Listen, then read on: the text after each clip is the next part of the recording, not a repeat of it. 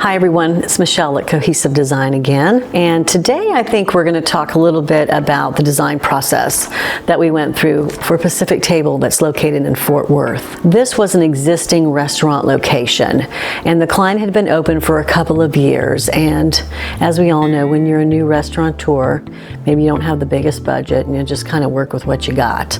So that's what they did, and I commend them for it. They did a great job, all things considered, with what they had to work with. But considering that this is a seafood concept, which I think tends to be more lighter seafood, lighter colors, blues, creams, warm tones, this was a little heavy. We've got some concrete block. We've got wood in the space for sure, and we have some interesting elements in the ceiling that I think we needed to clean up a bit because it just didn't make any sense. It just needed to be more linear. So that being said, let's go ahead and take a look at the concept and the vibe. So when we did the concept, we gave them two different options for floor plans based upon the space. We were not changing the kitchen. We were not moving the bar. We were going to update the bar because, again, it was very industrial looking and it was open on the bottom. So when they had an issue, if they had any kind of condensation or leak, it would come out onto the floor into the restaurant. Also, it was not ADA compliant. It was a design change that had to be made. A lot of times owners don't necessarily like to entertain it because it takes away from the regular bar seating, but it's just as important to offer everyone and every customer type seating at the bar. So once I usually explain it to them that way, we're okay. So that being said, we didn't change anything structurally in the space. The only thing that we did do was remove the wine coolers originally that they had sitting on concrete block in the middle of the space that kind of separated some of the dining. We offered them, again, two floor plans. The first one shows a banquette across the back wall. They had an existing very large communal table, which we ended up keeping, but you'll see that we offered one keeping the table, having a banquette across the back, and the second offered two options with a square and then with a round, offering an L-shaped banquette. In the end, we did what we call Franken design, and it always becomes a combination of more than one option. So we did the L shape along with our large communal table. We moved the round, did a couple of other things, but it ended up being a combination of the two. The next page is going to be, the vibe. Where the idea, where we were headed, what we wanted to do. Because it was a darker space and it tends to be more of a shotgun, like a narrow space, and then it kind of juts out to the side, we decided we want to put mirror. It's going to give it openness, it's going to make it feel more expansive and bigger, not as claustrophobic. So, and we also wanted to bring in some paneling, some lighter wood on the floors, some great lighting. At one point we were looking at possibly even bringing in some modern breeze block and some really cool banquette seating. The last page shows just some ideas for lighting, maybe what we're going to do on the banquettes, maybe with some different stitching. We had some tambour, some really great large format tile, a bar stool, and then an idea for artwork in the space as far as some gallery. From there, usually then we head right into DD. Once they sign off on the vibe and the concept, and kind of we all know that we're kind of heading in the right direction based upon their comments and their feedback, then we start pulling and getting more into detail, pulling fabrics, pulling finishes, making decisions where they're going to go. We'll start working in elevation and some details, not that we necessarily put everything in here, but just to start giving them an idea of the true design direction is. So in the DD, you'll notice that we put our combined floor plans, and this ends up being the final floor plan for the space. And we did increase their seating considerably. The next page just ends up being blocks of the finishes and kind of what they're going to be called out on the schedule and what they're called out in the DD, so that they can reference back. They go, oh, which one was this?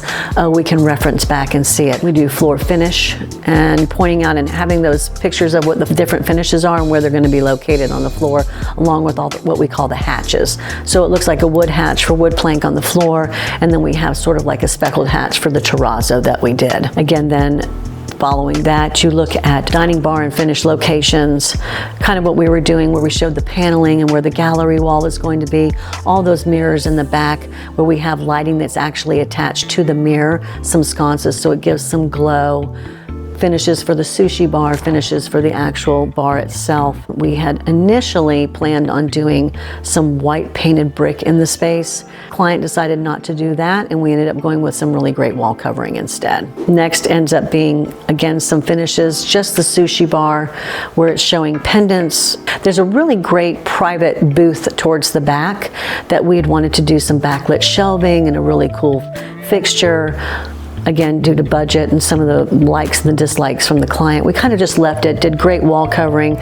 We left the original lighting fixture, but we did redo the booth back there. And then we just give like an overall sort of elevation of the space, sort of like a building section, so you can kind of see. And we've laid out along the way what goes where. The finishes, the booths, some of the fabrics, the lighting, so he gets an all-over idea. We did not do a rendering just because of budget and what the fees were for the client, but we walked them through this. And again, like I've mentioned in previous videos, I really like to have physical samples, not just digital. I like for the client to be able to touch and feel and understand the true color and the texture, what it's going to feel like and look like in the space. Then I just do a basic layout showing the different light fixtures and what we're going to use in the space. Then the locations of where each of them are pointed out on the reflected ceiling plan, and then we wrap it up. So for the DD portion of it, then they really get to understand what finishes, what lighting, what flooring, what we have in mind for the entire space. Once we are agreed upon that, then we'll go in and we'll start picking chairs and tables. In this particular location, they had most of their wood tabletops. So what we wanted to do, they're butcher block, they're beautiful, they're high end, they're upscale, you don't need linen. And if you ever have an issue with it, at some point you can sand it, restain it, and it's just like new. But because we removed wine coolers and we changed some of the seating in the back, we needed to add more tabletops. So we put that in here, and then along with different chair and bar stool options, just to give them an idea of what we're thinking. Again, the first page is going to be your floor plan for your dining so they understand what goes where. The next is going to be the elevation that we had in the DD that had all of the different options with the finishes, but now we're also starting to show the booths, the banquettes, and kind of what we're doing there, whether it's tufted, if it's going to be channeled, if it's a fabric back, and we show those on the plan as well. And then we start getting to, I think we gave them 4 different options for chairs and bar stools, and we'll show where they go and what each one has as far as fabric is concerned. Of course, I always put my favorite first. You know, you kind of want to subliminally suggest to the client that the first selection is the best selection. It doesn't always work, but a lot of times it does, so keep that in mind. It's a pro tip. This was a little bit more modern, clean, also working some wood into the frame. The second one was basically the same bar stool and chair, but we could have done different fabrics on them. The third, again, the same kind of idea, and the fourth. So they're variations. The second, third, and fourth are a little variation on a particular kind of style. The first one is just a little bit different, a little more modern. So at that point, they go in here, make decisions, we give them pricing, and they'll go from there.